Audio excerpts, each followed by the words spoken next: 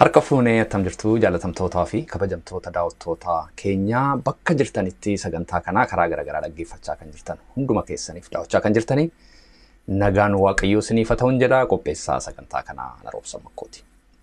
Yeroodhaa gara yerootti sagantaa kanarratti sagantaalee garaagaraa namoota yaada bilchaataa of keessaa qaban waan nama barsiisu waan gorsa ta'u akkasumas waan barumsa ta'u kan qaban namoota garaagaraa asirratti keessummoota affeerree isinii dhiyeessaa akka jirru isiniyyuu beektu.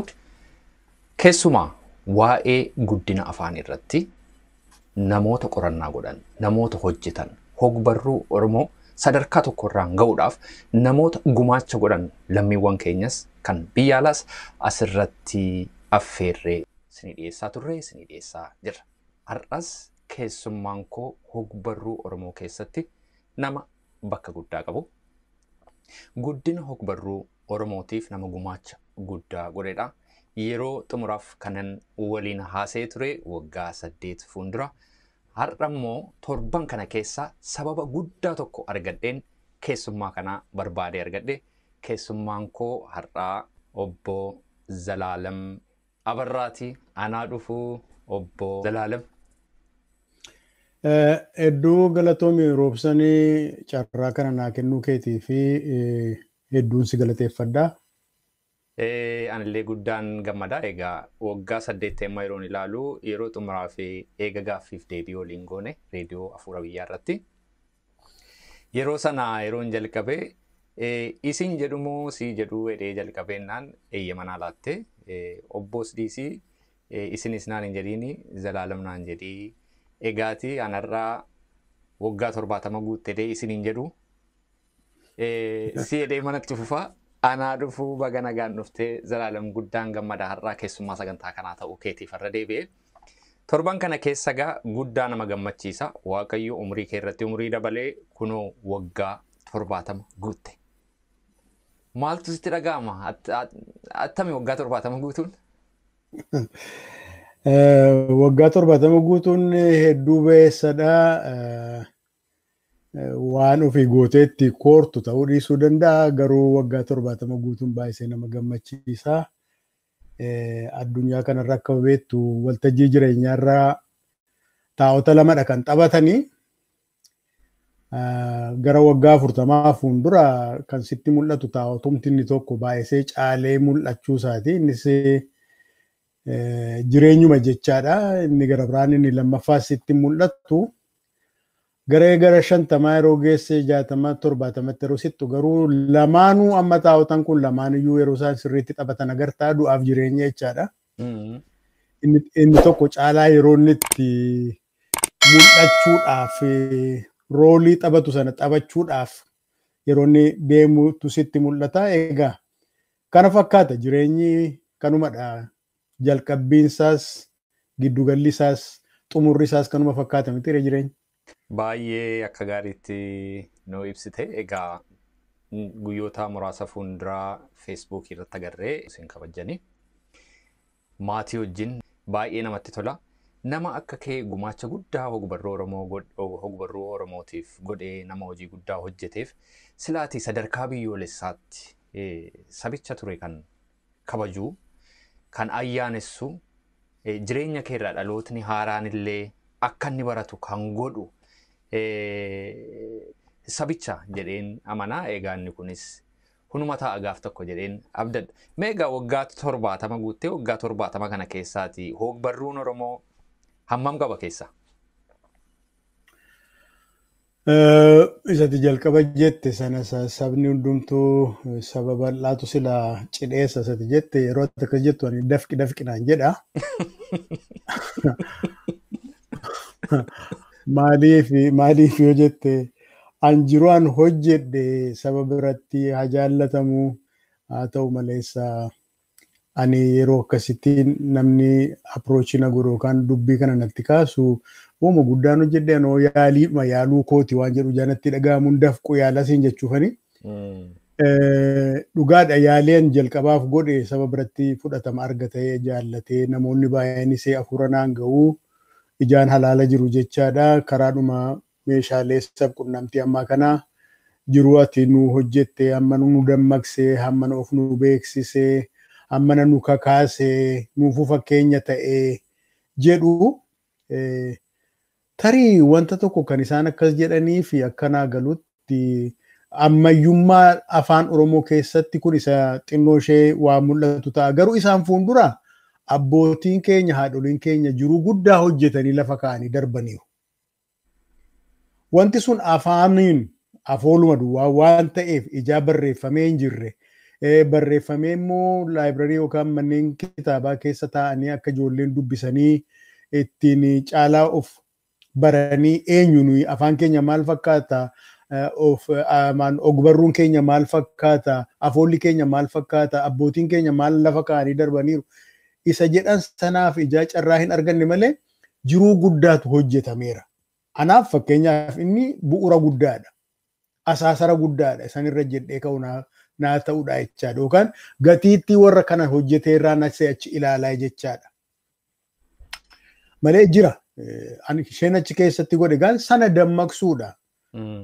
Akka nama keessaa dammaqu gochuudha isa sana malee isa namni irraanfate sana isa hawaasni akka dagachuu ta'e sana lakki akkas miti qabeenyi keenya kana fakkaata iddoo guddaa qaba jedhee akkuma dammaqsuuti malee kan koo hamma sana jiruu guddaatti akkasittiin kan tilmaamamu natti hin fakkaatu karaa kootti yeroo yaadu siin jechuudha.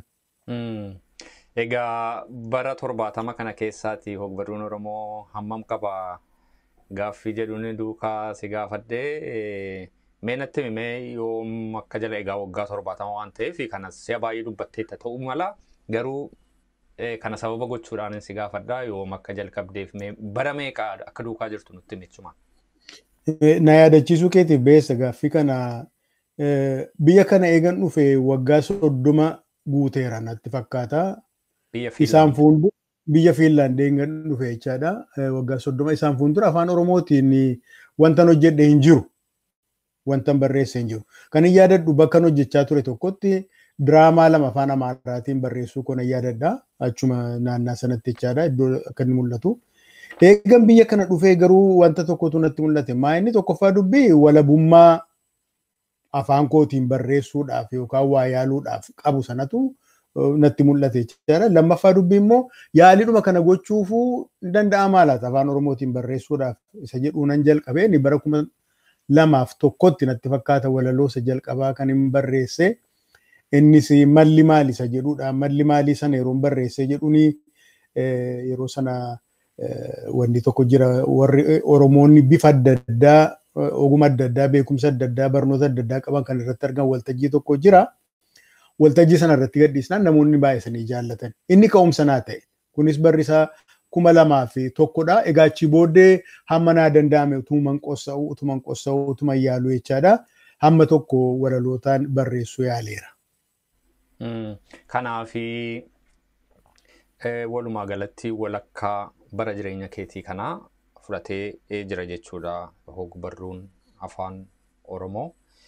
Akkas jechuu dandeenya. Kun wanta guddaadha. Egaa waggaa 30 jiraadhe naan jette biyya hambaa kana keessa biyya Fiinlaand kanatti jiraachaa jirtu. Biyya hambaa keessa yeroo jiraattu afaan Oromoo miti sabni sun kan inni dubbatu afaan biraati akkasumas afaanoti garagaraan hin dubbatamu. Mee afaan Oromoo kanaaf afaanota biyya ormaa kana gidduutti firummaa wayii waan wal fakkaatu wayii waan agarte qabdaa? Oolee bulee waa tokko yeroo argitu wanta si ajaa'ibsiisudha. Waan si ajaa'ibsiisu baay'ee argita. Fakkeenyaaf biyya kana afaan biyya kanaa qofaatu hin taane afaanuma Ingilizii keessaa, afaanuma Jarmanii keessaa, afaanuma Raashiyaa keessaa iyyuu akka jedhanitti jechoonni afaan Oromoo jechoota afaan Oromoo wajjin hiiki isaanii wal fakkaatu muraasni jiru. Isaan sana yeroo argitu warrumta Awurooppaayyuu irratti dinqisiifachuu isaanii nafne dikshinaariidhuma warri beektonni Jarmanii jalqabaa barreessan keessaa jechoota fudhatanii isa kaanii hojii wal bira qabanii ilaalanii the coincidence between the Oromo and the other European languages kan jedhu pamfleetii tokko fuula 7 kan taatuyyuu argeera. Jechoonni kun tokkoffaa dubbii wal fakkaatu. Akkaataa isaa itti barreeffaman. Lammaffaa dubbii hiiki isaanii tokkodha. Kun karaa jechaati. Fakkeenyaaf afaan Jarmaniitti farda ni jedhu fardadhaa jedhan. An afaan Jarmanii hin beeku. Danf ni jedhu danfadhaa jedhan yookaan steam jechaadhaa jedhan. Afaan biyya kanaa keessattis fakkeenyaaf finni inni jedhu finniisa jechaadha afaan Oromootti. Aarsuttaa inni jedhu aarsuu jechaadha afaan Oromootti. Yoos yeroo jedhani nu immoo yoo jenna. Yoo najjoo deeme yoo hin jedhe yoos akkuma jechaa jechaadha. Curreessa jedhu kurreedhu isaan fakkeenyaaf. Egaa akkasitti yeroo fudhattu jechoonni kun battala waan ta'anidha moo hidhata qabu afaanonni kun walii wajjiniitu isa jedhu utuun dinqisiifadhu. Namni beekaan Oromoo tokko yeroo ammaatti alammaayyaadhaa kan barsiisu immoo barreeffama adda addaa baasee waa'ee afaan kanaa hartuma isaayyuu akkaataatti afaanonni kilaasifaayidii ta'an Afrikaa keessaa fakkeenyaaf Kushitik, Semitik, Kongo Kordofiyaan, Maaloo Saharaan waan akkasii kan jedhan jiru afaanonni akka ittiin akka isaan kilaasifaayidii ta'an. Isumayyuu difaayee godhee kweestinii kan godhu tokko immoo barreeffama adda addaan arge. Maa inni sun immoo afaan Oromoo hartuma isaayyuu afaan warra Hataayitii wajjin afaan warra Middle East kana keessa jiran wajjin iyyuu karaa jechoota wal fakkiituun ta'een caasaa dhumti isaaniiyyuu caasaa akkatti jechoonni wal bira madaalama ta'anii hiika tokkotti kennan fakkeenyaaf ka'een leeqaa dhaqaa isa jettu akkamittiin akka jette jechaadha. Ka'een jechuun yeroo sanaa yookaan namichi leeqaa dhaqee yoo jette namichi sabjektii ta'uu isaati leeqaan bakka inni ta'uu isaati inni taan sun ni dhumamoo verbi yookaan maashin gis isa jennu sana ta'uu isaati jechaadha. Structuring kun akkasittiin deemuunsaa lammaffaa dubbii akkaataa isaa itti dubbifaman konsonantiin sun vaawuloonni sun jechaadha foonamsa jedhan sana isaan kanaan wal bira qabee yeroo ilaalu afaan Oromoo maal godha namni kuni hundee afaanota baay'ee yookaan immoo asaasara afaanota baay'ee yookaan immoo haadha afaanota baay'ee godheetu lafa kaa'aa jechaadha. Egaa nuyi Oromoo yeroo jedhamnu eenyudha nuyi karaa afaanii duwwaatuun ta'in karaa seenaa, karaa aadaa, karaa amantee inni nuyi qabnu kun kan warra saba sakaanii wajjin hidhatan ni qabu maali? Isa jedhuu fi waa tokko tokko sammuu keessa nu kaa'a gaaffii guguddaa sammuu keessa nu kaa'a jechaadha. Kana duwwaa mini mammaaksoonnis akkasittiin jiru kan dhaqanii wal fakkaatan. Egaa isaan kanallee walirraayyuu ergifachuudhaanii kan jedhan jiru. Inni tokko kan inni laga ce'ee fi ergi isaanii namoota daldalaaf deemantu namoota buqqaanii deemantu achi geessaniiti yookaan namoota as dhufeetu fudhatanii galaniiti kan jedhu fa'aa jechaadha. Haa ta'u maleessa asirratti waa'ee karaa mammaaksaa wanta sitti himu tokko maa inni mammaaksa tokkotu jira kan bara 3800 fuuldura Mesopootaamiyaatti argamee jedhamu barreeffamee isa jalqabaaf barreeffamedha kan jedhan tokkotu jira. Clay tablet ishee jedhan kanarratti waan suphee irraa hojjetamte irratti barreeffamte kan argamte tokkotu jirti. Mammaaksi sun biyya Awurooppaa kana hundumaa iddoo hundaa jira. Dhumarratti namni Oromoo tokko qormaata godheeni naannaa Gujiitti mammaaksota sassaabee yeroo qoratu mammaaksattii kan achi keessaa arga tokko. Namni biyya Awurooppaa tokko immoo isa dubbiseeti mammaaksi biyya Mesopootaamiyaatti bara sana waggaa 3800 fuuldura argame har'a Gujii keessatti bayeessa ta'ee dubbatamaa jira jedheetu ibsaa jechaadha. Namichi sun Gujii keessa jedhe malee mammaaksa sana Wallaggattis dhageenye irra ta'a. Maal maqnee kan jaamaa sagal dhalne jette sareen inni jedhudha mammaaksi sun. Kanaan dhageera duruu beeka mammaaksa kana. Gujii keessa immoo jiraadha. Bifa gara biraadhaan kan inni Mesopotaamaa keessa ture. Jarjarsuu keessa sareen jaamaa dhalte kan jedhuun jira malee maal maqnee kan jaamaa sagal dhallee jedhee isa amantee wajjin yookaan wanni wajjin jiruu waaqaa wajjin wal qabatu miti jechaadha. Waan akkas akkasii kun egaan eenyudha nuyi? Oromoon kun akkuma warri kaan nu boocuu yaalan dhuguma doofaadhaa nuyi achi as dhufi keenya. Moo nuu waan ittiin boonnu waan beekumsa guddaa ta'u of harkaa qabna. Yeroo keessa jabana keessaa nu harkatti mujuje malee warra jedhudha. Akkasittiin ani dubbii kana ilaalaa siin jechuudha. Kun waan guddaadha. Gara teellaatti dhufna gaati walaloo qofaa miti. Hogbarruu Oromoo irratti walii galarratti qorannaa guddaa adeemsitee jirta. Isa gara teellaatti dhufna walaloota kee kaasna. Walaloo baay'ee barreessiteetta. Bara 2002tti macaafaa malli maali jedhu sila dhufte kana barreessiteetta macaafattii qaba. Walaloo baay'ee of keessaa qabanne. Isa booddas immoo karaa garagaraa walaloo dhiyeessaa ma jirta. Hin beektaa lakkoofsa isaa walaloo meeqa akka ta'e? Kan nama dhimquudha. Gaaffii kana namni gara biraanis na gaafateera. Eegasii as lakkaa'uun irra ture qophaa'uudhaaf garuu hin lakkoofne. Amma onaatti yoo walumatti qabnee ilaalle gara CD 7 ta'u natti fakkaata 7 yookaan 8. Tokko CD sanarraa 5, 4, 6 akkuma haala isaatti jiraachuu danda'a. Amma natti fakkaatu. Baay'eedha. Maal baay'ina isaa na gaafatta dhaqii ija xaafii lakkaa'ee katinaan hin jenne mana baay'ee barreessiteetta. Egaa isaan kana keessaa amma walalooti hiika addaanaa qabu. Hundi isaa hiika addaa qabu. Waan nama dhibu walaloota kee keessaati baay'ee isaa yeroo darbe waggaa 8 egaa akkuma sila dubbadde yeroo sana wal gaafataa turre. Yeroon si gaafadhu baay'ee isaa dudduuba seenaa of danda'etu jira. Obbo Abbaa Xadaa seenaa ofiisaa danda'e qaba. Nama jiraataa fira keetiyyuu maatii keetiyyuu jette akkasitti natti himte. Isa booda immoo walaloota akka Diggaa Saaqoo warra akka ni boqote jettee kan jedhu jira. Caalii Facaaluu teella ammatti dhufnaa maqaasaa geeddartee jirta teellanaa. Malli maalii inni sila maqaa dhoofte mana cina karaa kan jedhu jira. Hundumti isaa seenaa mataa isaatii qaba. Mee isaan kana keessaati warra maqaan dhahin keessaas walaloon hiika addaa siif qabu isa kamisiif? Gaaffiin kun hin ulfaata. Isa kana jedheechi keessaa isa kanattu irra caalaa ergaa akkasiinaa qaba jedhee jechuun natti ulfaata. Maaliif hundumti isaa akkuma jette haala adda addaa calaqqisuudhaaf seenaa adda addaa uddeellataniiti kan isaan barreeffaman. Kanaaf isa yeroo gaddaa fakkeenyaaf bifa gaddaatiin fudhanna. Isa yeroo gammachuu yookaan immoo nama qummaachisu immoo akkasittiin fudhanna iddoo 2-3 irreechaadha. Isa waa'ee goota faarsuu qofaatti fudhachuu dandeenya. Isa haala biyyaa agarsiisu qofaatti fudhachuu. Sataayirii isa of keessaa qabu qofaatti fudhachuu dandeenya. Kanaaf wal bira iyyuu madaaltee kanatti achi keessaa kana jechuun hin ulfaata. Waa'ee nan dhaqabaa kan haasa'u jira fakkeenyaaf. Moo kan jedhu tokko mata dureen isaa moodha. Inni waa'ee nan dhaqabaa ijoollee durbaa fi ijoollee dhiiraati.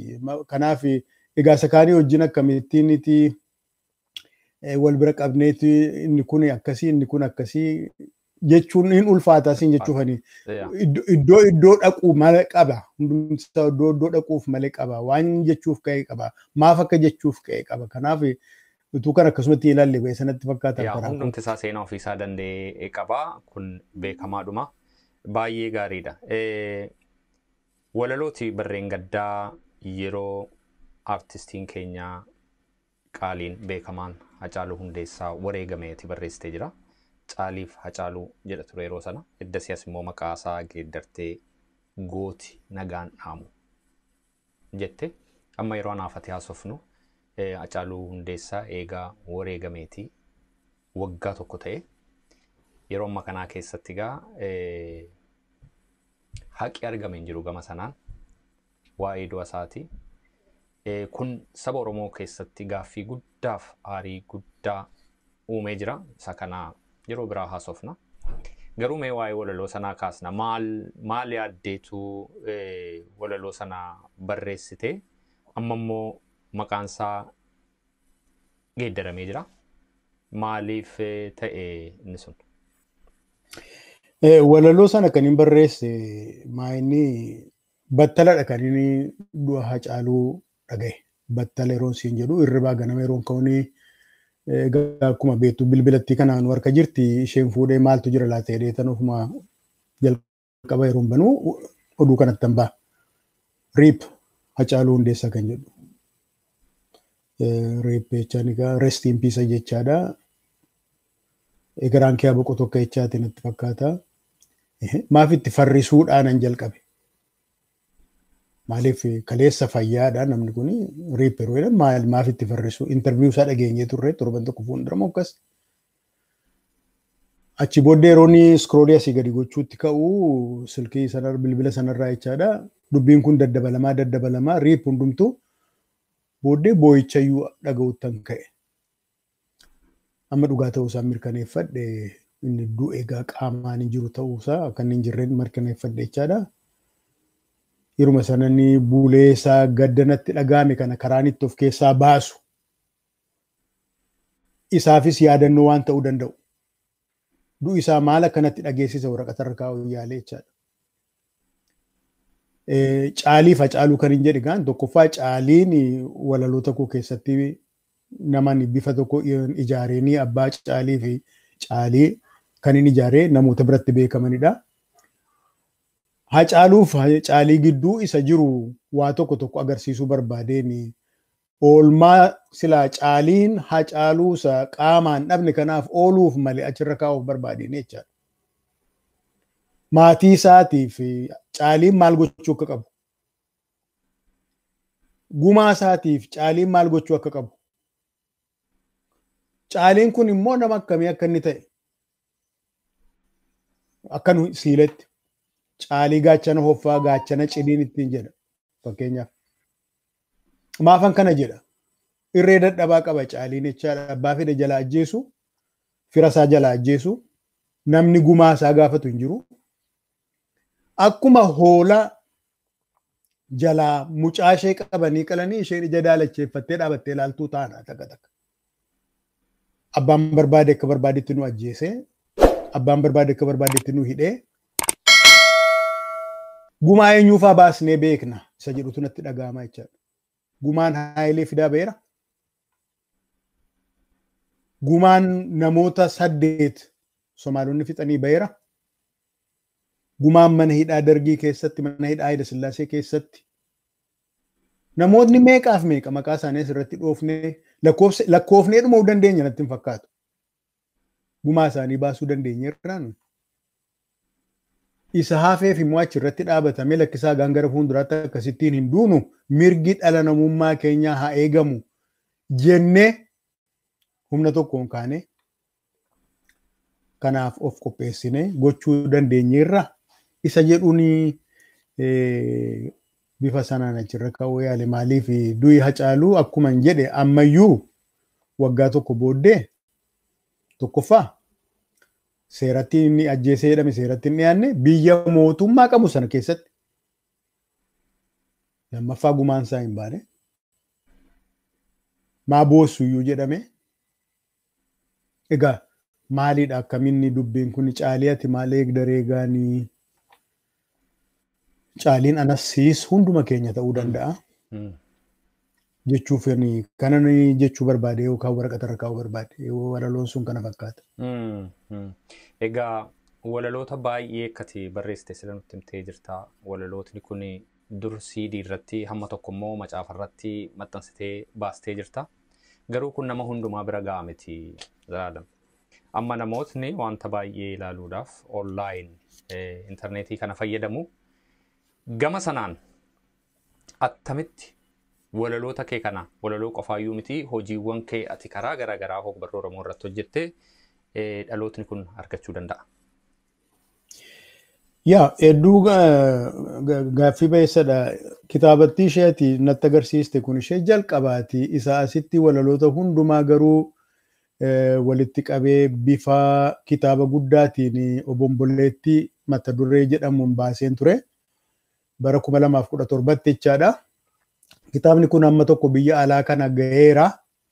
namoota biyya alaa diiyaasporaa keessa jiraatan jechaadha. Biyya miltoowwan koo muraasaa fi yuunivarsiitoota afaan Oromoo barsiisan yookaan intarastii akkasii qaban biras ga'eera. Namoota muraasa biras ga'eera. Biyya keessatti maxxansiisuudhaaf carraan isaa naan taane. Kanaaf kan inni yaade tokko maa inni yuutuubii chaanaalii banachuudhaan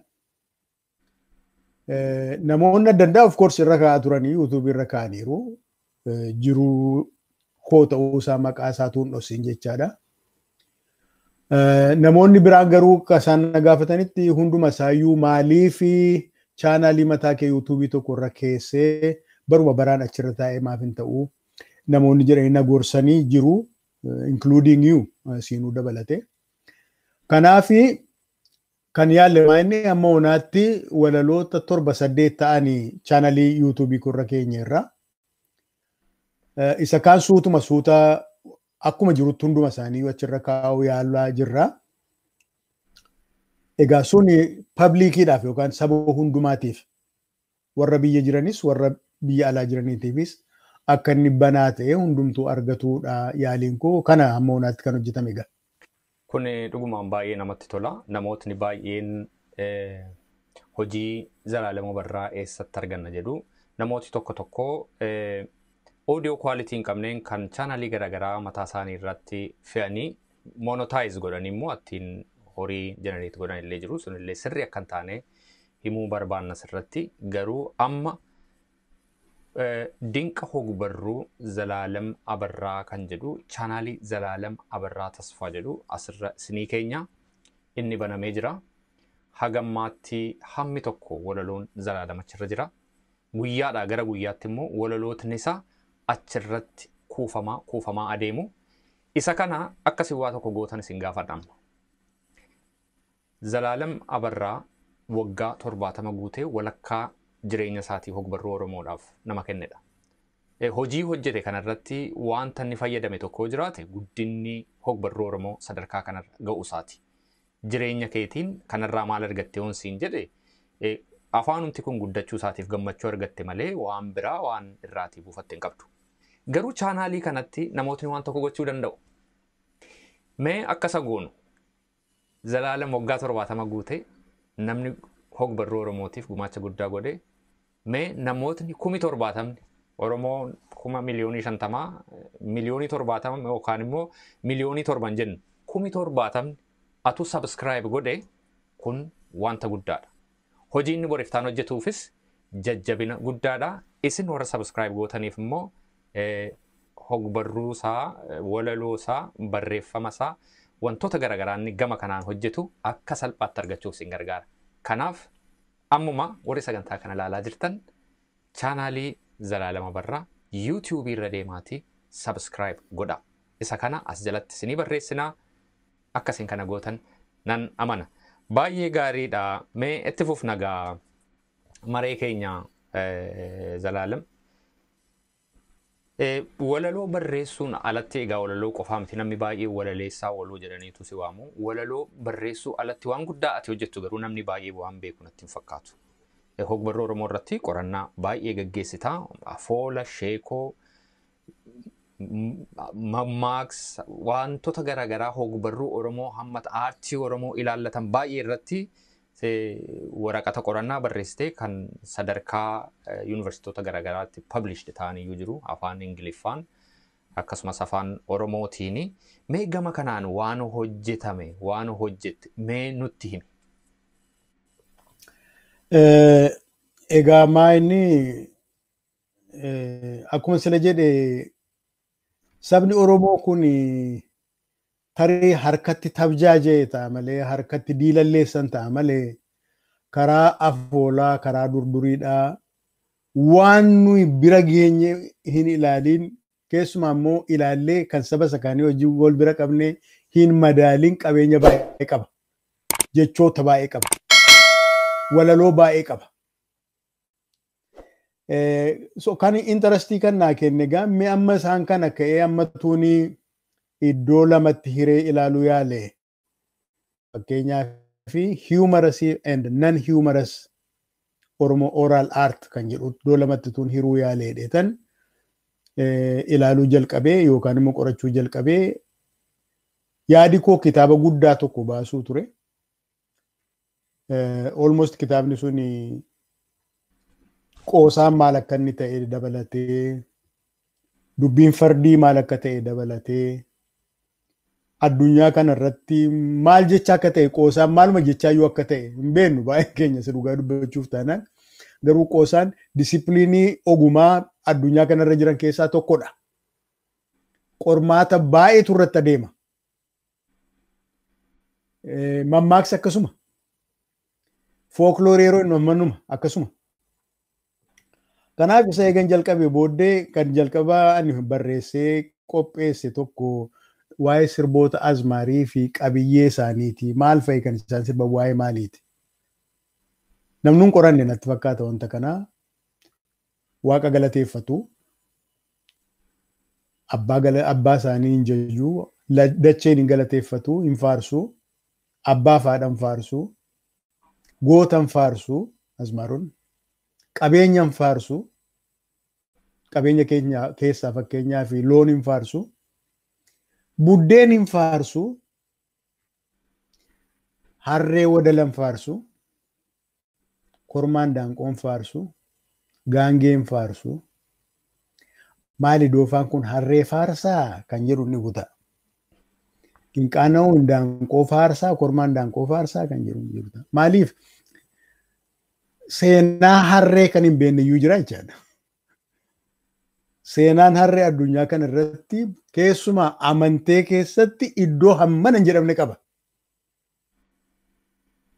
Amantee kiristaanaa keessatti yoo fudhatte, amantee warra Jiyuu keessatti yoo fudhatte, yeroo tokkotti bara 14 keessa natti fakkaata. Bar 14 keessa natti fakkaata. Faransaayii gara kaabaa kana feestam asiinooram kan jedhamu ayyaana tokkotu jira ture. Ayyaanni kuni kan kabajamu haadhaaf mucaa tokkotu harree irra kaa'ameetu magaalaa naanna'ee nannumduntuu itti qoomma'ee gara galgalaa waldaa dhaqee harreen sun akka mucaa fi haadha akka baatetti qeesii waldaa sanaa akka harree sanaa ala furalshan alaakee ayyaanni sun xumurama ture. Maal simbolaayizii godha kun yoo jette isa harree wadalli maaramii fi Yesuusiin baatee Kaayiroo ta'uu Yerusaalemiin dhaqeedha jechaadha. Gurraattiin sarara harree irraa kan inni jedhamu oolmaanni gaafa sana ooleefiti Waaqayyo gurraattii sana kenneefidha. Akka nishaanni badhaaseenii akka jechaati. Kana duwwaa mini mitoloojii keessatti harreen iddoo guddaadha kan inni qabu. Kormaan daanqoo akkasi. Kormaan daanqoo amantee warra Islaamaa keessatti, amantee Kiristaanaa keessatti, amantee warra Faaristii keessatti iddoo guddaadha kan inni qabu. Tokkoffaa dubbii simboolii bari'uu fi yeroo itti lakkaa'anidha. Ganamaa aduun dhufuu ishee isatu himaa. Akka warri amantee Islaamaa hordofanii jedhanitti immoo isatu sagadaaf yookaan salaataaf nama waama jedhu alaarm kilookkii ta'uu isaati. Mallattoo jagnummaati. Mallattoo fertilitiiti. Mallattoo itti gaafatamaati. Maatii amma sanadha kan inni difeendii godhu. Kanaaf yoo Oromoon kormaan daanqoo faarse ijaasa kan warra kaanii hin beennedha namni tokko doofaadhaa isin kan nuun jedhu malee yookaan immoo yoo Oromoon wadala harree faarse ijaa isa kan kaanii hin beeknedha malee doofummaa miti siin jechuufani. Buddeen yeroo faarsu ofe kan addunyaa kanarraa biddeen faarsu yoo jenne warra Chaayinaa, warra Jaappaanii, warra Faaristii jiran hundumtuu ruuzii hamma malee faarsu. Gulantaa sadiitti jireenya hiru. Inni jalqabaa Budahaadha. Inni itti aanu mootiidha. Mootii biyyichaa jechaadha. Inni itti aanu sadaffaan ruuziidha. So yaa buddeen dhirsa dhiiraadha Oromoon. Biddeen mootiidhaadha Oromoon. Kun egaani lafuma qonnaatii jalqabneeti kan biddeen faarsuutti kaanu. Libation yookaan immoo maayinni dhibaayyuu dhaan jalqabna achuma laficharraa. Midhaan san yeroo manatti gashinu dhibaayyuudhaan jalqabna. Maaliif lafti kana nuu kenne sagalatoomu waaqi kana nuu kenne sagalatoomu innee hamma tokko waaqa sanaafis lafa sanaafis waa kenninaa jechaadha. Achi booddee midhaan cabsan. Kun biyya hundaatti akkas ture. Amantoonni adda addaa eega dhufanii booddee garuu wanti kun akka xinnoo ishee tuffatamuu ta'e. Maaliif yeroo jennu amantee Saharaa wajjin akka waan hin deemneetti ilaalame jechaadha. Asirratti kan gaafachuu qabnu miidhaan ni qabu maali isa jedhudha jechuufani. Kana kun karaa warra azmaariitti. Karaa sakaanii karaa mammaaksaa, karaa geerarsaa kan geerarsaa amma barreeffamee dhumeeraa yoo Waaqayyoo jedhee maxxanfama ta'a. Inni mammaaksaa dhumaa jira, barreeffamee dhumaa jira. Kan sirba cidha fuudhaaf heerumaa already takkaayyuu maxxanfameera, innis qophaa'aa jira. Egaa walumatti qabaatti afoolli Oromoo yookaan immoo hogbarruun afaan Oromoodhaa maal fakkaataa? Bifa qoosaatii fi bifa fardiitiin yoo iddoo lamatti hirree ilaallee isa jedhu irratti hojjechaa jira siin jechuudha. Kun baay'eedhuma nama gammachiisa. Waan baay'ee achi as ba'aa jirutu jira jechuudha. Waan baay'ee sirraa innaa gara teellaatti siin gaafadha gaa. Karoora kee waggoota nattaananii. Mee mammaaksa Oromoo nuu kaastee jirta. Mammaaksi Oromoo, afoolli Oromoo fakkii qaba? Sila tokko sii kaaseen ture fakkeenyaaf ishee waa'ee maal maqne jette sareen jaamaa sagal dhalteessa jedhu inni fakkii guddaa tokkodha. Fakkeenyaaf tokko tokkoon egaa maal kana baruudhaaf maal gochuu qabna sitti fakkaatee tokkoffaa dubbii isa kan keenyaa sirriitti beeknee mammaaksota keenya sammuutti qabannee kan saba sakaanii keessas immoo dhannee akkasumas akka ta'uu qabnaa jechaadha. Amma yoo tokkotti sii dabalee fakkeenyaaf farda kennaa kennan ilkaanii ilaalanii kun afaan Ingiliziittis afaan Jarmaniittis afaan adda addaatti jira. Kennaadha kan sii kenname fayyaa ta'uu ilkaansaa cabaa ta'uu nama komachuun sirra jiru kennaadha kan sii kenname fudhattee galuudha jechaadha. Mammaaksonni akkasii jiru. Inni gara biraan mammaaksa kana iddoo baay'eetti hirree kilaasifaayii gochuu dandeenya yookaan immoo gulantaa adda addaa irra kaa'uu dandeenya. Fakkeenyaaf kan isa humna aangoo jechuu qabeenya akkasumas isa karaa saalquunnamtiidhaa hidhata qabu jira. Akkasumas immoo corrective yookaan immoo kan ittiin haala kan nama tokko keessa ta'u kan hawaasaa ittiin fooyyessan gorsi jira. Achis ittaansee immoo fakkeenyaaf isa karaa booliidhaa jira maayichaa kooti karaa namni qulqullaa'ina namaa wajjin kan hidhata qabu jechaa kooti fincaaniif isa kaan. Isaan kun hundumtuu akkasittiin kilaasifaayii goonee lafa kaa'uu dandeenya kan jagnummaas itti dabaluu dandeenya. Egaa fakkiinsaa akkasittiin yeroo ilaallu kan biyyoota kaanii wajjinis bifuma kanaa wal fakkaataa. Kilaasifikeeshinii irratti tokkoffaa dubbii rakkinni guddaan jiru tokko maa inni mammaaksuma isa jedhu difaayinii gochuun baay'ee ulfaata. Kana irratti warrumti kana qorate paarmiyoolojistis warri jedhaman iyyuu walii galannatti hin fakkaatu. Namni tokko fakkeenyaaf maal jedhaa mammaaksa caalaa kan baay'atu akkaataatti mammaaksa hiikanii defineeshinii isaa lafa kaa'uudhaa jedha. Isa dura caalaa baay'ata. Kanaaf hundumtuu akka isatti tolutti wanta inkluudii godhu sana duwwaa keessa ilamantii ishee isa qabu tokko fudhateetu mammaaksa jechaan kanadha malee jedha malee yuuniversaalii kan acceptedii ta'e hin jiru jechuu kooti. Lammaffaa dubbii kilaasifikeeshiniin isaas akkuma sana ulfaata. Hamma malee ulfaata. Kanaaf biyya kanaan namni tokko jira ture namni guddaa beekamaan tokko kan irratti addunyaa kanaan beekamu Maattii Kuusii kan jedhamu tokko. Inni kanaan beekama kilaasifaayii gochuudhaan. Inni mataansaa komplikeetididha. Baay'isee hamma malee komplikeetididha. Intalli nama kanaa iddoo isaa buutee isheenis piroofeesarii amma xurataa baateetti bifuma sanaan kana wanni gooteetti babal'istee maal akka inni fakkaatu mammaaksa kana lafa kaa'uu yaalteetti. Kana mammaaksee yoo fudhannee ilaalle inni kaan waa'ee oriijinii isaati. Eessaa dhufee sabatu kana fide moo nam tokkeetu kana fide isa jedhudha. Harki baay'een kan inni jedhu nam tokkotu mammaakeetu achi booddee hawaasa biratti fudhatameedha. Maaliif mammaaksa jechaan wiizdamii saba tokkoo kuusaa wiizdamii saba tokkooti. Wiizdamii sanaa nam tokkotu waayizii ta'eetu hundumaa waayizii godhe moo hundumaatu waliin ga'ee ergaan takkaa jedhe isa jedhuuf maal jedhu it's a wit of one and the wisdom of all jedhu. Nama tokkotu jalqabeeti achi booddee hundumaa wal ga'ee hundumtuu fudhatee dabarsee nu bira ga'ee akka jechaati. Egaa asuma gabaabaatti mammaaksi kana fakkaata. Baay'eedhuma sirriidha dheen fudhadhan keessa kootti inni amma jette kun beekumsa nama tokkooti, wisdamii nama tokkooti, qabeenyaa sabichaati. Biyya keenya keessatti ammaa yeroo mammaaksiidhaani akkas malee akkas hin ta'u jedhe abaluu jedhaniitu kireeditii kennu. Nama sanatu jedhee isa booddee fudhatama kan hundumaatu itti fayyadama hawaasa sana hundumaati jechuudha.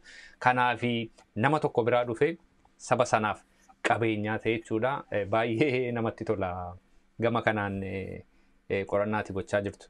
Mee waan tokkon immoo si gaafadha nama biraa gaafadhee hin beeku kana garuu yeroo hundumaa waan gaaffii natti ta'udha kun. Amma yoo walaloo Oromoo keessatti waan arrabsoo fakkaatutu jira. Al tokko waan gurraan dhaga'uunis nama suukanneessu waan akkas jedhame jechuun illee namatti ulfaatutu jira. Kun walaloo weedduu fuudhaaf heerumaa keessatti qofaa miti, kan cidhaa keessatti qofaa miti, hooloti kee keessa jira, weedduu da'umsaa keessa jira, weedduu geedarsaa keessas jira. Inni arrabsoo aadeffate kun kan Oromoo qofa moo iddoo biraas jira mee kanarratti waan hojjette waan beektu mee nutti? Gaaffii beeksisa wanti kun maaliif akkuma sila siin jedhe yeroo aadaa keenya bifa har'aatiin har'a baay'een keenya amantii Islaamaa hordofnaa, amantii Kiristaanaa hordofnaa, amantii adda addaa amantii Kiristaanaa keessaa iyyuu Ortodoksii, Luuteraanii, Kaatolikii innee garaagaraa waan adda addaatiin ilaalla. As iddoo amma jirrurra dhaabbannee yeroo asii achi galagallee kana dhageenyu doofummaa nutti fakkaata. Maaliif doofaadhaan hin jedhanii ijaan nutti manidha? Maal eenyufaat akka doofaa taanee kan na gaafatan jiru. Maal jechuu kooti arrabsoon kun nuuma bira dhaayii nutu qomoo abaaramaa ta'eetu qomoo doofaa yookaan qomoo guddis badii taaneetu wal arrabsinaayii isa jedhuuf jechaa kooti. Miti dubbiinsa. Waaqoliin iyyuu wal arrabsaa turan. Waaqolii yeroon siin jedhu warra durdurii biyyoota adda addaa keessatti waaqa tokkicha kan jedhu duwwaatuun turre biyya ammatti jiraattu kana keessa waaqolii baay'eetu jiru turan tarii bira geessee ta'een abdadha. Isaan gidduutti iyyuu arrabsoon jira ture. Eessatti wal arrabsanii bakka farsoo dhuganitti wal arrabsan. Lookaa seenaa jedhama arrabsoon sun. Bifa walalootiin wal arrabsanii. Wal arrabsamin wal fullujjeessani. Arrabsoon irratti kan hin argamin waaqa isa toore jedhamu mallattoo burruusaa baatu sana qofaadha. Warri kaan achirratti wal fullujjeessani. Lookis nama waaqa tokko ture jechaadha. Akka mitolojii biyya warra noordiitti jechaadha. Isatu arrabsoo kana jalqaba. Kanaan beekama tokko jedha. Biyyoota Awurooppaa keessatti keessumaa gara Ingilizii fi Iskootlaandiitti arrabsoon bakka mootiin taa'utti, mootiin biyyichaa bakka inni taa'utti isa fuulduratti walaloodhaan wal arrabsu turan. Inni kan waaqolees arrabsoon sun walaloodhaani. Biyya Iskootlaandii fi biyya Ingiliziittis namoonni guguddaan namaa bakka sassaabamanii bakka mootiin gonfoo isaa gonfatee barcuma isaa algaa isaa irra taa'e irratti fuuldura isaa dhaabbatanii wal arrabsu. Hamma malee nama kofalchiisa ture. Maqaa wal balleessu. Maaf barbaachisee isa jirutti deebina. Tokko tensionii yookaan immoo ukkaamama hawaasa sana keessa jiruuf xiiffee kennuudhaaf karaan hafuura baafatu jechuu kooti xiiffee yeroon siin jedhu. Hawaasni suni karaa sana xinnoo hafuura baafachuu qaba yoo kana achiin dayya'a wal miidhuutu dhufa. Kanaaf achiin xinnoo ishee hafuura baafataa jechaadha. Lammaffaa dubbii ittiin bashannanuudhaaf warra ta'anii bashannan. Iddoo kaanitti immoo fakkeenyaaf akka warra akka Eskimoo Greenland jedhamu biyya Greenland keessatti argamanitti immoo namoota lama gidduutti atakaaroon yookaan lolli tokko yeroo ka'u ittiin hiika akka inni argatuuf. Kuni siistamii isaan ittiin social conflict resolve godhan ture jechaadha. Gara kan Afrikaatti as adeeminu utuusa kan Oromoo biran ga'in. Saba Gaanaaf Naayijeeriyaa bira hodhatte arrabsoo akkasii qabu. Ijoolleetu wal arrabsa. Gara galgalaa eega isaanii galtee maal jette booddee abbootiin yaa'anii muka jala ta'anii ijoolleen dhufanii ta'anii yeroo ijoolleen wal arrabsitu dhaggeeffatu. Fakkeenyaaf mucaan tokko isa tokkoon egaa beeku arrabsoodha sagantaa arrabsooti. Maaloo maal fakkaataa gurri isaa illeettii dhidhimatti kaatuun fakkaattu yoo ittiin jedhe abbootiin maal jedhu dhiisi mucaan na baalagee inni akkasiin jedhin hin jedhani. Maalee akkasiin jedhe calluma ittaa'ee. Mucaan sun immoo deebisa. Mee ilaalaa maaloo sareedhuma biddeen kajeelteen fakkaatu jedha ta'a. Amma maal jedhu warri abbootii an kana dhaga'uu koo mannaa addanaa deemuu naa yaa'edha. Mucaan suni deebisuudhaafiti ammas immoo isa sanaa waa jechuudhaaf jedha. Yeroo inni kana jedhu abbootiin amma immoo inuma ajjeesee dhugaa waaqaatti inuma ajjeesee keechaati. Maaf kana barbaachise weette ijoollee yeroo guddattu qaamaan jabaachuudhaaf farda dhaatti, hin fiigdi, hin utaalti, bishaan daakti, hin kufti, hin kaati, muka yaabdi, mukarraa buuti. Kun qaamaan ittiin jabaachuudhaaf. Sammuudhaan ittiin jabaachuuf immoo mucaan tokko akka jiitoftuu hin taane akka saayikooloojikalii akka jabaa ta'u gochuudhaaf kun barbaachisaa jechaadha. It is some kind of psychological warfare jechuu dandeessa. Maali egaa warra guguddaa biran jiru psychological warfarein kun isa yoo jenne ji'a torban darban kana keessa argaa turre natti fakkaata. Maas miidiyaadhaan eenyu akka maal waliin jedhu. Damassasneerraa balleessineerraa akkas gooneerraa hin baqatanii eegee ofirra buusanii baqatanii yeroo isaan jedhu dhageenyeerraa jechuudha. So isa ijoollummaatti guguddi xixinnummaatti jalqabee ammayyuu hamma gaafa duunuutti nu bira jira kuni waan hafu miti. Hammuma fedhe maqaa amanteetiin maqaa maaliitiin akka inni hafu yaallellee hin hafu. So gara Oromootti yeroo deebinu Oromoonis akkuma sanatti ijoollee guddifata. Akkuma sila siin jedhe qaamaan jabaachuuf farda dhaachuu jira, bishaan daakuu jira, utaaluu jira, eeboo darbachuu jira. Isa biraan sammuudhaan immoo mucaan tokko akkuma yuuyyee wayii jiitoftuu wayii tokko akka hin taane gochuuf immoo arrabsoodhaan arrabsoo deebi'uu danda'uudhaaf utuu danqaraa walitti hin butatin, utuu dhagaa walitti hin darbatin arrabsoodhaan arrabsoo deebisuu danda'uudhaaf immoo leenjii akkasii keessa darbuu qaba mucaan tokko jechaadha. Bakka taphaatti fakkeenyaaf waa tokko wanti si kofalchiisu jiru.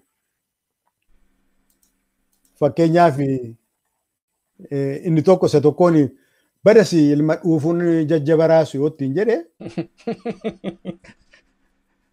inni sun immoo ilma dhuufuun maxinoo bisheessuu ittiin jedha jechuudha. Inni tokko immoo ijaantuuta biqila kutattu godhiitii ittiin jedha. Inni sun immoo deebisee bada danaa buchillaa udaan mudde godhee. Inni tokko immoo deebisee bada danaa ija jaartii ro'oo keessa laaltu godhiitii ittiin jedha. Kuni nuyi wanta keessa dabarreedha ijoollummaatti bakka tikaatti. bakka xabaatti.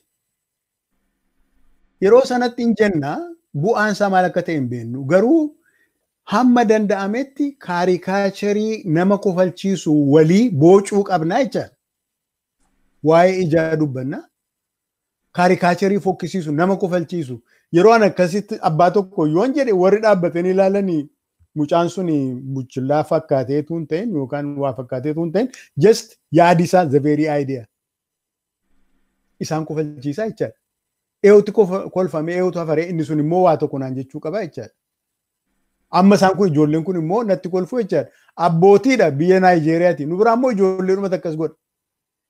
Kanarra dabarree egaa gara ijoollee bakka tikaatti yeroo deemnu isa hooloo yookaan siroo jedhan sanatu jira. Inni immoo asirratti yoon jedhe namichi kun maraatuudha qabaa hidhaanaan jedhu hin jedhu. Maaliif tokkoffaa dubbii nama waggaa 70 guuteedhaanii umuriin kun akka seera gadaatti umuriin koo naan eeyyamu. Barreeffamaan garuu jira kaa'eera qormaata koo keessatti siin jechuufanii egaa naannee kontentiin isaa maa inni ho'ette qabiyyeen achi keessa jiru maa inni ho'ette yookaan kaayyoon isaa maa inni ho'ette akkuma sila siin jedhe kaarikaacharii walii kan nama kofalchiisutti geeddaranii uumuudha. Inni kan oloo sun garuu aan maanii gochuudha. Aan maanii roon siin jedhu ijoolleen sun waggaa 16 gara waggaa 17 18 irra kan isaan jiranii qaamaan jabaachaa guddachaa jiru. Sexually developii gochaa jiru. Na wanta sanatti utuu baanii maal akka godhani kan isaan dubbachaa jiran jechaadha. Na suni tokkoffaa dubbii space and time boundiidha. Haala situation boundiidha. Bakka tikaati kanatti sana jettu. Manatti galtee kanan jettu. Guyyaadhuma hundumaa kanan jettu. Yeroo karaarra deemtu kanan jettu. Iddootti sanatti gaafa sana kan ittiin taphattee galtuudha jechaadha. Utuu sii kana taphatu abbaan kee gabaa dhaquu yookaan harmeen kee iddoo tokko utuu dhaqanii sitti ba'an yookaan si argan mucaan namaaf akkas jettee namni sitti dheekkamu jiru. Isaanis taphatanii darban wanta kana. Kana fakkaata dubbiinsaa.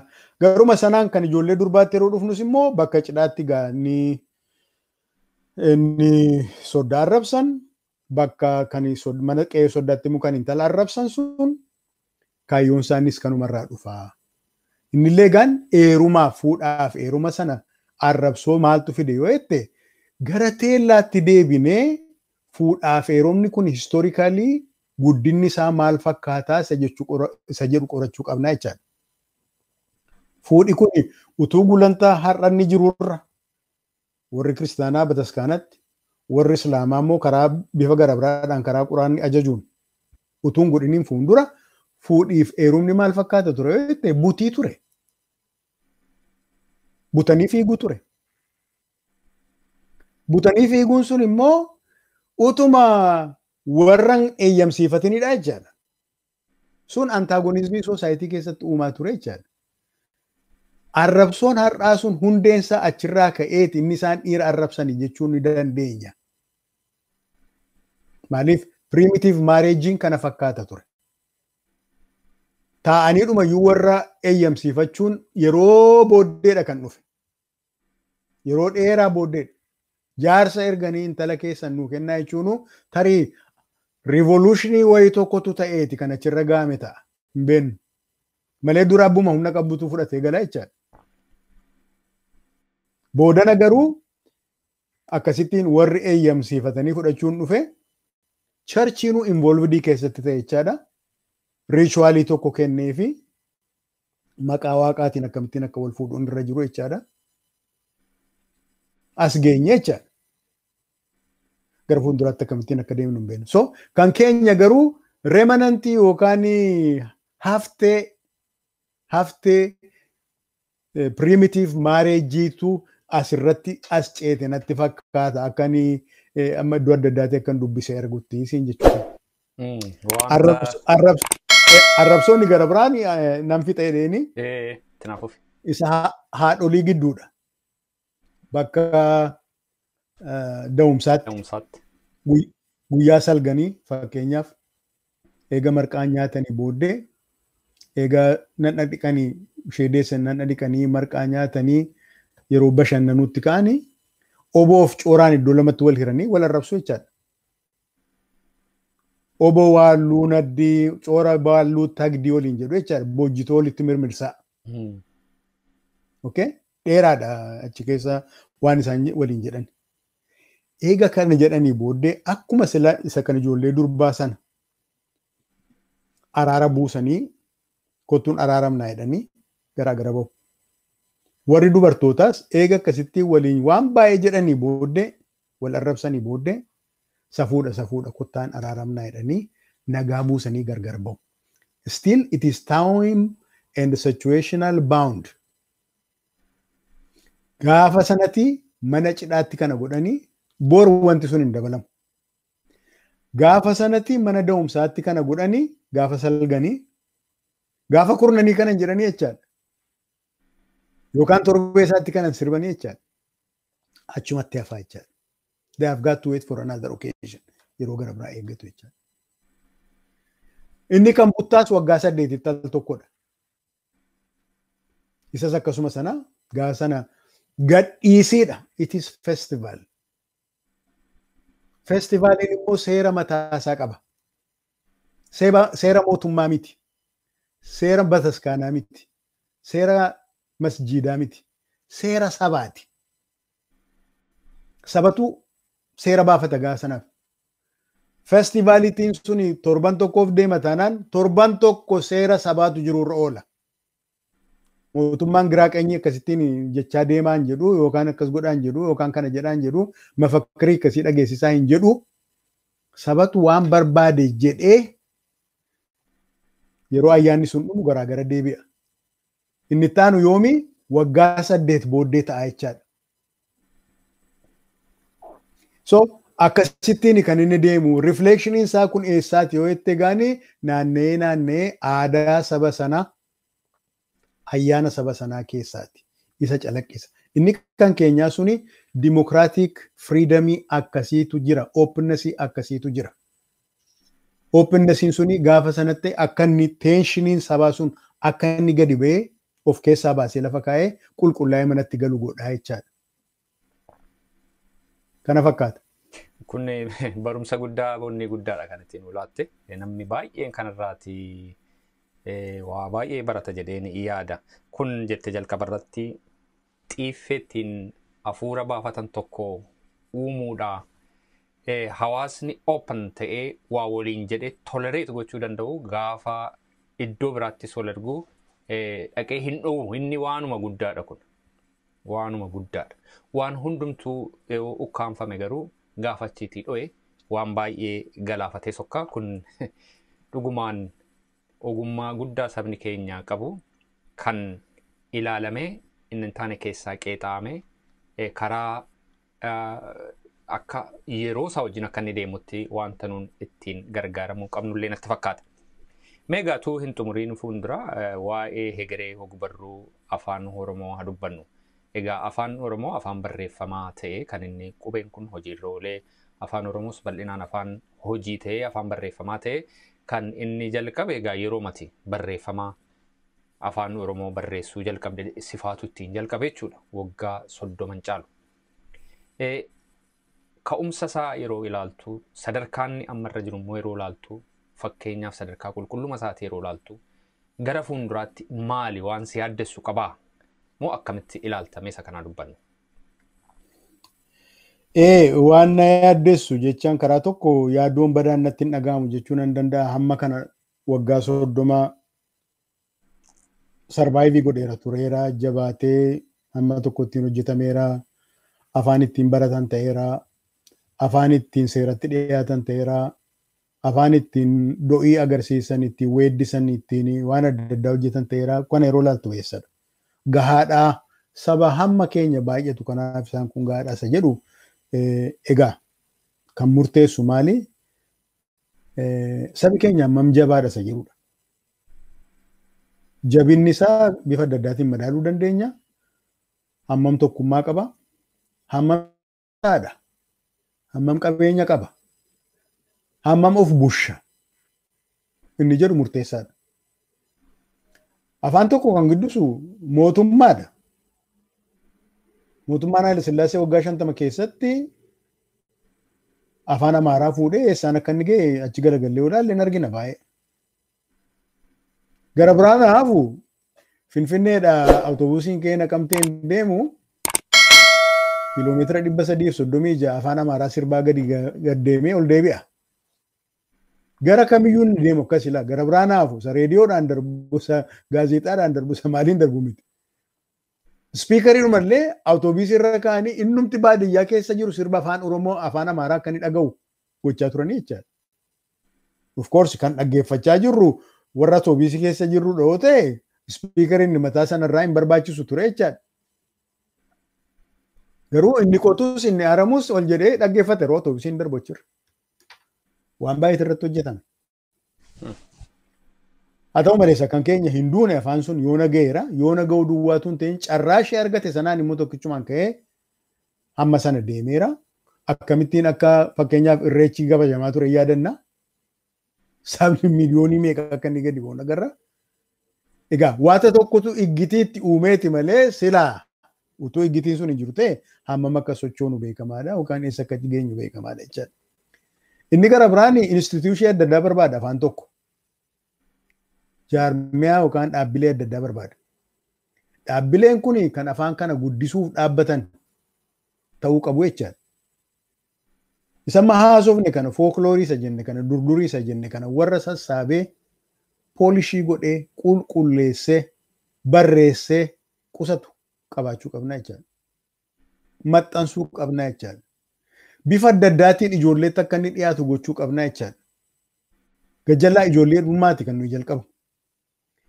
Biyya kana yeroo tokko dubbadee natti fakkaata wanta kana haati ijoollee qabdu fudhatteetu mana kitaabaatti. Mana kitaabaatti kutaan ijoollee jira. Achirratti ijoollee wajjin muuziqaa dhaggeeffattee kitaaba adda addaa kan umra isaanii gitu yoo dubbisuu battellee gaggalagashitee suuraa isaatti agarsiistee qubee isaatti agarsiistee eega ijoolleen bashannananii booddee hamma isheedhaa danda'ame immoo ergifattee manatti fudhattee galti.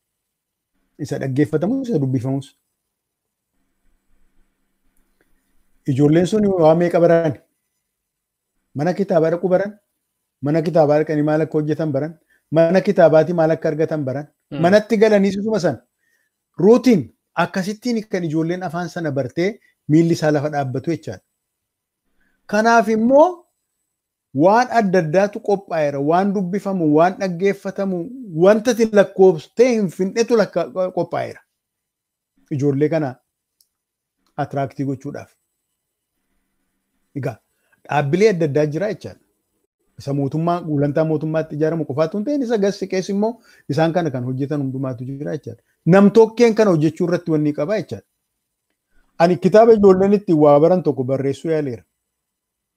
Namni karaa agriikaalcharii yookaan karaa qonnaadhaa beekumsa oguma qabu waa'ee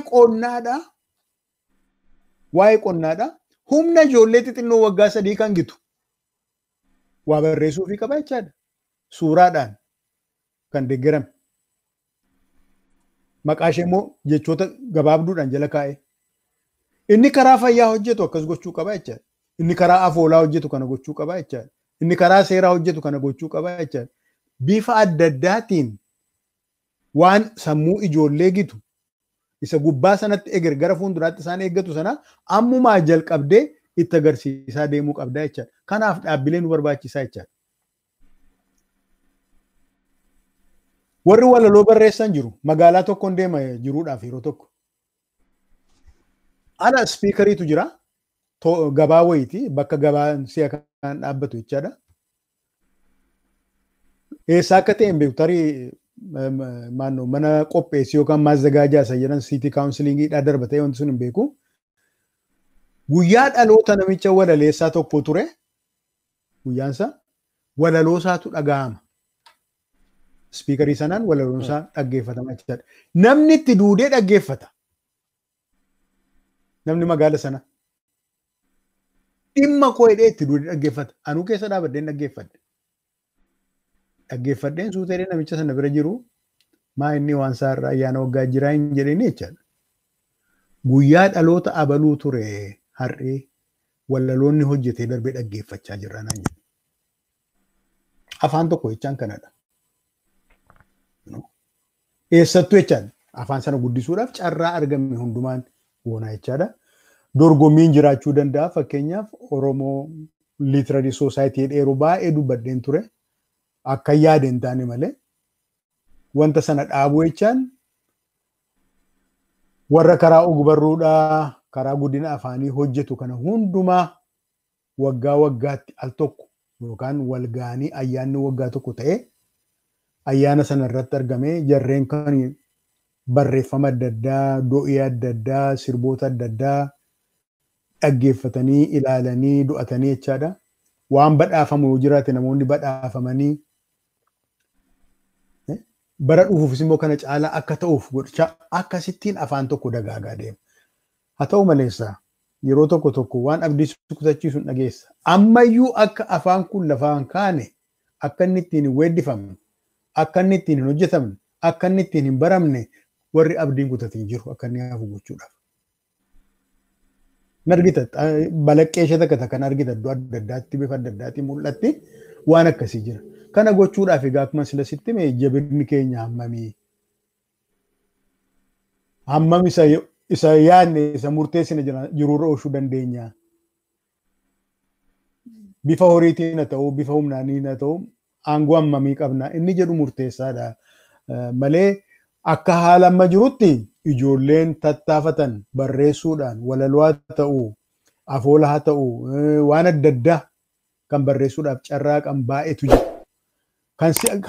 Kan si dinqu ijoollee umriidhaan ati amannetu kitaaba qopheesseeraatii ediitii nuu gootaa jedhanii natti ergu. Hin amantu. Dhuguma mucaan kun waa barreessuu waggaa 14 waggaa 15tti kitaaban barreesseetii ediitii naa gootaa yookaan yaada naa laattaa maxxansiisuu laataa. Namni na gargaaru jiraa jedhanii natti ergu. Akkan godhu wallaala. Maxxansiisin jedhaan moo hin maxxansiisin hin jedhaan. Yoo maxxansamee waa godhanii noo maayittan beeka. Maal akka inni barreesse hamma sana yookaan miidhaa ittiin fiduu danda'a. Waan baay'eetu jira yoo malee namni keenya baay'isee fedha kanaa qaba. Hojjechuudhaaf kana guddisuudhaaf wanti isa sappoortii godhu immoo ammoo sana jiraachuu qaba natti fakkaataan siin jedhu. Al tokko akkuma kana haasaa keessatti atuu si waliin haasofnu waan ati naan jette tokkoon yeroo hundumaa yaadadha. Qulqullinni hogbarruu afaan Oromoo kitaabileen hin barreeffamuu hin maxxanfamuu gar malee baay'inaan ba'aa jiru. Kwaalitiin isaanii qulqullinni isaanii hammamii kun dhiibbaa hin fidu guddina afaanii irratti qulqullina hin qabu kan jedhu tokko sitti kaasnaan. Kun akka nama maasii asheetii corqaa seeneetii namni beela'e tokko yeroo inni keessa lixu naan jettee natti himte waama arge sana hunduma isaa fuudhee cucuffataa. Isa booddee immoo yeroo maagaasaa gaddeeffatu keessaa funaanee ishee babbareedduu ishee keessaa funaaneetu nyaataa isa kaan immoo hin dhiisaa. Akkasumatti walgashaa adeema hogbarruun Oromoosii kan jedhuti naa kaaste kun baay'eedhuma naachuraalii ofii walii masaa walgashaa adeema qulqullina isaa gochaa adeema. Garuu wanta asirratti xinnoo ishee sirreessuudhaaf maa inni dhugaadha. Amma yeroo amma jirrutti waggaa 30 bayeessuma dhufne. Hammi tokko kuma siin jedhee quantity wise baay'iseetu jira. Quantity wise baay'isee mul'ata. Baay'inaan baay'isee mul'ata. Bifa walalootiin, bifa diraamaatiin, bifa kitaabaatiin. Quality wise isa jedhu sana ga'uudhaaf tarii amma laata yeroon isaa amma dandeenya ta'innaa isa jedhu gaaffii dhufuu danda'a. Amma kaanee mee ilaallee abdiitu warra kaan hin kutachiisin yookaan waa jennee immoo abdii kutachiisne warrumti sila kan iskiriptuu isaanii kaasanii barreessuu jedhan iyyuu abaluun akkas jedhanii dhiisuuree laata warri jedhan jiru ta'a. Maaliif hawaasa keenya keessatti inni barreessu inni qeequ inni dubbisu sun walqixxeen guddanne. Tarii warri barreessu waa xinnoo ishee mul'achuutti ka'aniiru. Kan inni immoo warri dubbisus waa jiru jechaadha. Inni qeequ garuu hin jiru amma yuunaatti. Yoo qeeqame iyyuu immoo hin dallana ta'a. Argeeran yeroo baay'ee. Yeroo qeeqan iyyuu hin dallana ta'a. Kanaafan inni bara sana waansa akka nama boqqolloo mulluu nyaatuutiin nan jedhe. Maaliifi ammatti beela jaa qabnu hammaarreedhumatti nyaanna. Yeroo quufnee xinnoo ishee wanneen immoo fuunee boqqolloo ija tokko tokkoon irraa quncisnee ishee keessa jirtu qulqulluu sana duwwaa nyaachuutti kaana. Akkas ta'e innaa laatan nan jedhe kanaaf. Yeroo tokko maaltu dhufe sitti fakkaate kitaaba lama wal bira qabanii madaalu. Isa Dooktar Xilaahun Gamtaa dikshiinarii afaan Oromoo barreessanii fi isa Mahadii Muudee dikshiinarii afaan Oromoo barreesse jechaadha. Urjii irratti bahe natti fakkaata wanti kun. Dooktar Xilaahun riisarchii hojjetaniiti biyya adda addaa deemaniiti kan isaan kitaaba kana barreessanii. Mahadii Muudee garuu Waaqa lubbuu isaa amaaru. Mahadii Muudee garuu afaan Ingilizanyaa irraa kooppii godhee as kaa'eeti isa fuulduratti hiika isaatti mamaxxansee jedhaniiti kana qeeqan. Waaqa sitti agarsiisu kun jechuu maaltu fide? Maaf barbaachise? Dikshinariitu qophaa'e. Kanuma. Dikshiinarii lamaanuu isa sitti tolu ati keessaa bitadhuuti dubbise itti fayyadame. Waan fooyya'uuf malee oollee bullee fooyyessina garuu bu'uura tokko nuu kaa'aniiru jarreen kun lamaanuu. Eega Dooktar Xilaahunis eega Obbo Mahadiinis kitaaba dikshiinarii katabanii asiin katabamne katabameera. Kan hin seenee makuraa kan eenyuu baay'eetu jira.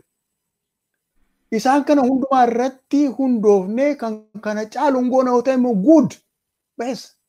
Kan kanaachi isa kaan kun beessa, kun gadheedha, kun kwaalitiidha, kun kwaantitiidha yeroo ittu rakkina akkasii uumanatti fakkaataa asiin jechuufan. Baay'eedhuma deebii gaariidha, yaada gaariidha kan itti nuu kaaste.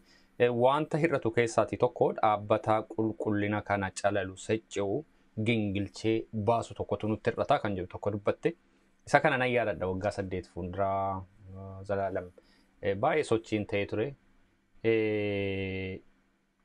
Oromoo Literature Society tokko dhaabuudhaaf. Garuu hin ta'in hafe. Amma gabaabseensi gaafadha. Maaltu barbaachisa kana dhaabuudhaaf? Nu barbaachisa dhaabbati kuni. Maal gochuutu immoo nurra jiraata? Akkamitti immoo dhaabbata reekoon? Kana kan dhaabuu dandeenyu nuuma warra interest yookaan fedha akkasii qabnudha. Hunduma keenya jechaadha. From different walks of life. Iddoo adda addaatii dhufne devoted namoonni taane, interestii namoonni qabnu, committed kan taane wanta kan eessaayyuu kottu kana hojjechuu danda'uu qabna. Maaliif? Kutaa tokko mini, kutaa lamaa mini, amantee tokko mini, amantee lamaa miti hundumtuu keessatti participate kan gochuu danda'u dhaabuu dandeenya. Yeroo baay'ee waan tokko yeroo ati fudhattee kaatu maaltu dhufa sitti fakkaatee yaada kana booddee eenyu jiraa laataa kan jedhu tokko dhalata. Kun baay'ee seenaa aarsanaan. An kanaafani takka haala isa gurmaa'u kanarraa baqadhee qofaa koo haftuu hojjedhu laatan nan jedhu yaada akkasii mataatti na dhufa. Waan natti mul'ate hojjedheetan yoo saba kanaaf hin gargaara ta'e hojjedhee dhiisee deemuu laata kan jedhu natti dhaga'ama. Maaliif eenyuyyuu teellaan jiru. Yookaan eenyuyyuu teellaa jira. I don't know. Hin beekon. Garuu maa fedheefuu isattiin wal argina jenne sanatu hojjenne maal qaba? Kan jenne hoo saba Oromootiif afaansaa akkasittiin guddisne enne isheedhuma duwwaa maaf hin hojjennu. Yaada kana irratti iddoo baay'eetti kaasee waan baay'eetu ta'eera wanta asirratti dubbachuu hin barbaanne. Wanta fufukkisaa. Garuu eessayyuu geenye kan si dinqu. Sanas wal irratti hojjennee kanas wal irratti hojjennee asuma gangalachaa jirra. Utuma bor waan kana caalutti baana ta'e ammumaati kan qophaa'uu qabu. Poortifooliyoo bor hin dhufaa laata inni sana guutuuf ammuma wal qopheessuu qabna. Ammuma qophaa'uu qabna. Ammuma namoota iddoo sanatti shaakalchiisuu qabna. Bor haaraa nutti hin ta'u yoo akkas goone. Utuma waa dhalatee biyyatti gallee kottumee Oromiyaan hin bilisoomte jennu utuma gallee kottaa waa tokko hojjenna jenne sila waa tokko sammuudhaan qabnu shaakalle taanaani akkuma sammana dukkana keessa qaqqabatanii deeman sanaa ta'a. Achi booddee yeroo balleessuu ta'a siin jechuufani akkasuma natti mul'ata. Annan yaadadhaa yeroo sana baay'ee hamma seerattiin bulmaataa qopheessu karooraaf kaayyoo isaa lafa kaa'u waan baay'ee irratti akka itti dadhabdee namooti baay'eellee akka isaan irratti dadhabaa turan itti siqeenyaan beekaa garuu lafa ta'e ga'ee jastiin dhaabbate. Amma garuu wanti baay'een yeroo sabuma kam keessatti kun saba Oromoo qofaaf miti. Yeroo waan tokko jalqabu maaltu duuba jira kan jedhee kan mormuu kan mogolee nama buusu baay'eetu jira. Garuu bira darbanii ma hojjetu. Gaafa ija isaa argan warri barbaadan warri waachi keessatti waa buusuu nan danda'a kun faayidaa qaba jedhan hin dhufu. Warri immoo silumayyuu hin barbaanne immoo haafan. Kanaaf akka kanatti adeemuun baay'ee barbaachisaadhan jedha. Namoota asirratti fedhii qaban waa gumaachuullee danda'aniif sagantaa kanarratti waamichan godhaa fi namoota akkas waa barreessan hogbarruu Oromoo irratti hojjetan baay'ee wajjin yeroon haasa'u wanta kana hin kaasna fedhii guddaatu jira wanta irratti hojjetamuu qabudha jedheen isa kana dubbadhee darbuu barbaada. Meegaadhuma irratti saatii dheeraa teenye Zalaalem gaatu sagantaa kanan golobiin fundura maali gaammaa kaayyoon kee gara funduraa Zalaalem irraa maal haa eegnu waggoota dhufan kanatti maali kana atuu hin godhiin hin hafu wantati jettee karoorfattoo jirtu mee nutti? Wantani warra amman sila sitti medha wanta tokko ammatti yeroo gabaabaa keessatti xumuree kana sabaan ga'uu qaba kan hin jedhu yookaan maxxansiisuu qaba kan hin jedhu warra amman sila siin jedhedha. Innis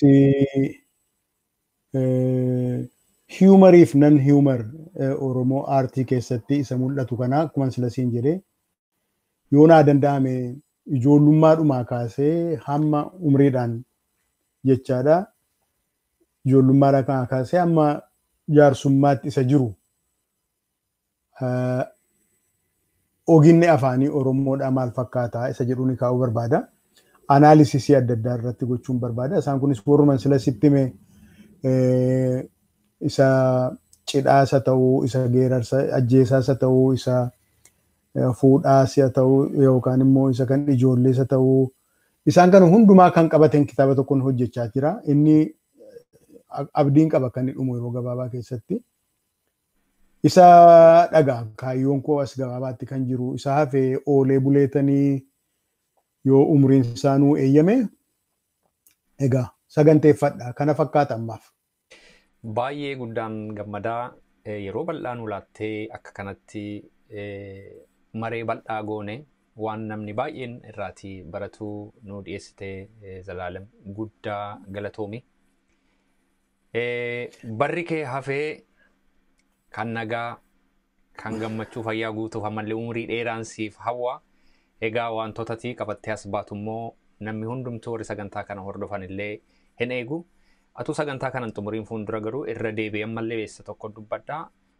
Hojii Zalaalem Abarraa argachuu warri barbaadan walalootasaa akkasumas qorannaa garaagaraa gama hogbarruutiin kan inni yeroo garaagaraatti hojjete irra kuusee jiru. Yoo argachuu barbaadan YouTube channel isaa Zalaalem Abarraa Tesfaa jedha. Dhaqaatii subscribe godha. Kana namni baay'een akka inni subscribe godhu guddaan amanaa. Zalaalem waggaa 70 guutee namni 70 kana sababii gochuudhaan akka inni subscribe godhu hin amannaa yeroo gabaabaa keessatti jechuudha. Egaa kanarraa kan hafe YouTube channel keenyas sagantaa nuti asirratti qopheessinuu argachuudhaaf subscribe godha. Sagantaa kana immoo namoota baay'ee bira akka inni ga'uuf share godhaan isiniin jedha. Waan sagantaa keenya hordoftaniif guddaa eebbifamaa. Obbo Zalaalem irra deebi'ee mallee umrii dheeraaf fayyaa guutuun siif hawwa. Hedduu galatoomii roobsanii nawamtee yeroo beessa wal duukaa dabarsinee egaa I hope amma tokko amma beekumsa keenya walii hirreerra atis akkasuma jireenya nagaa fayyaa fi umrii dheeraan si hawwa. Hedduu galatoomii guyyaa gaarii nagaan ooli. Eebbifame.